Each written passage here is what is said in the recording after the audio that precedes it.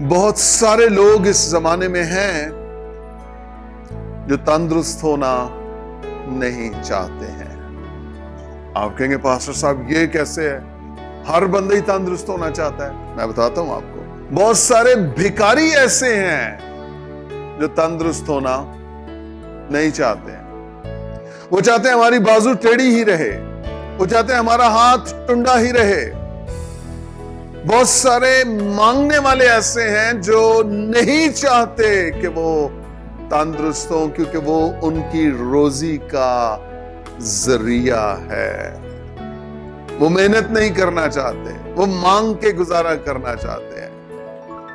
بہت سارے بیکاری ایسے ہیں جو تندرست ہونا نہیں چاہتے ہیں. بہت سارے لوگ ایسے ہیں جنہوں نے مانگنے کو اپنا پیشہ بنا رکھا ہے، تو اگر وہ تندرست ہو جائیں گے تو وہ کھائیں گے کہاں سے؟ وہ کہہ رہے ہیں یہ جو مفلوجیت ہے، یہ جو ڈسیبلٹی ہے، یہ ہمیں پیسہ لا کر دے رہی ہے.